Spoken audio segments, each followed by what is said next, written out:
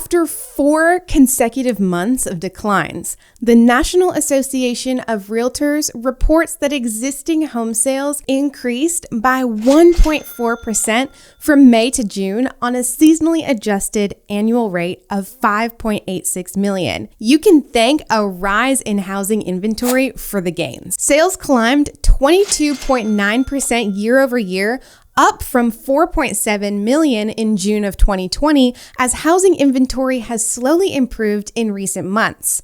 Total housing inventory at the end of June amounted to 1.25 million units. This is up from 3.3% from May's inventory, but still down 18.8% from 1 year ago. That's due to more housing starts and existing homeowners listing their homes, all of which has resulted in an uptick in sales, said Lawrence Yoon, NAR's chief economist.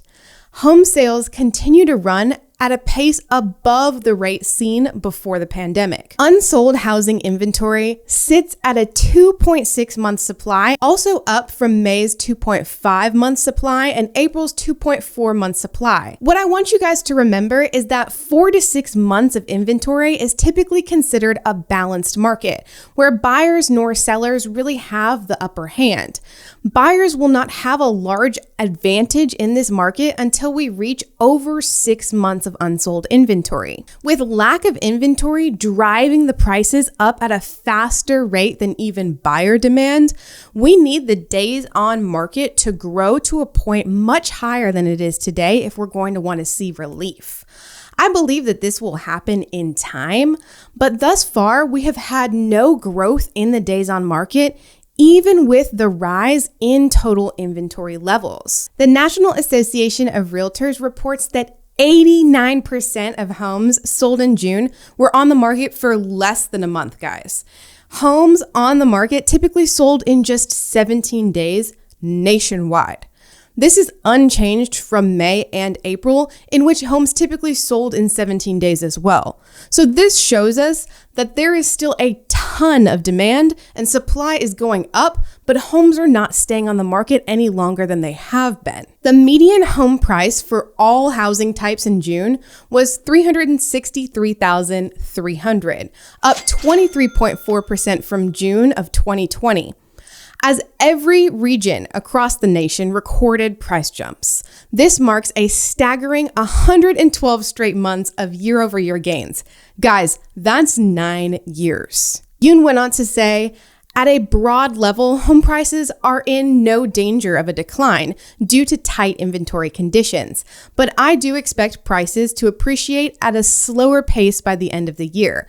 Ideally, the costs for a home would rise roughly in line with income growth, which is likely to happen in 2022 as much more listings and new construction become available. To that, all I have to say is that something needs to change. Unless homes become a lot less desirable through something like high interest rates, or somehow we can rapidly solve our inventory crisis, it is going to take a while for the market to not only get caught up, but also correct itself. In a recent statement, Zillow economist Matthew Speakman said, the combination of low mortgage rates, an improving economy, and demographic factors continue to stoke buyer demand and fuel market competition. But historic price growth nationwide has weakened some households' ability to afford their next home, and a shortage of available inventory appears to have left some would-be buyers discouraged.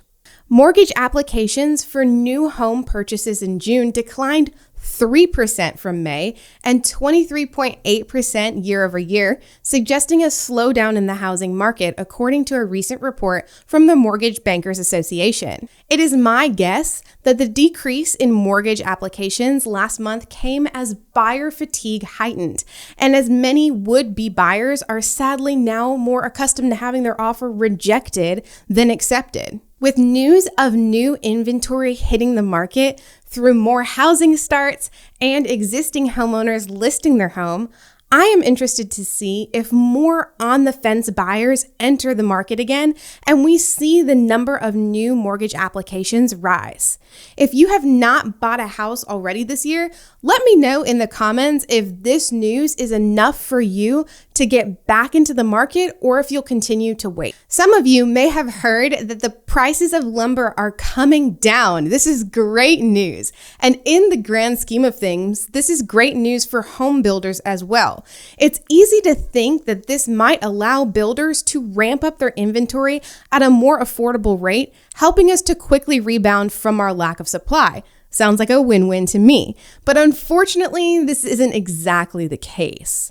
Despite the lack of available inventory, providing builders with the strongest year for new sales in over a decade, home builders are still facing obstacles that impact their ability to raise production. Severe price increases for key building materials, rising regulatory costs, and labor shortages have dampened new home sales, quickened the home price growth, and caused builders to get farther and farther behind. Mark Pallam, Deputy Chief Economist at Fannie Mae, said anecdotal reports of builders delaying or turning down orders to clear a growing construction backlog appears to be borne out by the rising housing starts data. The month's increase in single-family starts coincided with a slowdown in single-family permits, which fell 6.3%, Pallam said. While this data tends to be noisy on a month-to-month basis, the divergence between starts and permits is consistent with builders struggling to keep up with orders,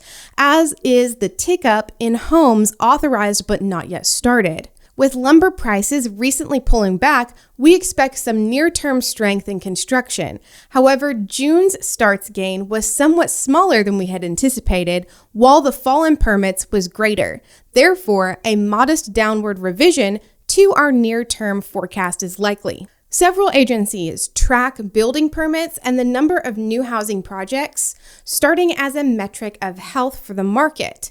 With new permits falling 6.3% in June, this is a sign that many builders are likely having to forego pursuing new projects in the future and instead focus everything on keeping up with their current backlog. I have found this to be true with every builder I have spoken with so far this year, from custom home builders all the way to your master plan community developers. It seems as though everyone is 1 to 2 years behind at minimum. A new article from Housing Wire explained that if monthly supply is below 4.3 months for a 3-month average, builder confidence is high, and life is good for the builders. We have been experiencing this for a good portion of 2020 and 2021 during the housing V-shaped recovery. With inventory on the rise in combination with a backlog of projects, it makes sense that the builders are pulling back. At low supply levels, builders have the pricing power to do pretty much whatever they want, and they did so by passing costs on to the buyers. That is what ultimately happened back in 2018. Demand picked up after that, and then things were okay. So don't assume that every dip in sales or uptick in inventory is an impending 2008 style crash. One of the reasons why housing bears from 2012 to 2021 have failed so badly is that they see every downward move as a foreshadowing of an upcoming housing crash. Inventory is trending up, which is a great thing for homebuyers. If you have concerns about how a rush of foreclosures could hit the market when the moratorium on foreclosures and evictions ends soon, check out my latest video where I explain realistically what could happen. I'm Nicole Nark, Arkansas real estate broker, and this has been another video to help you find your way home. I will see you in the next one.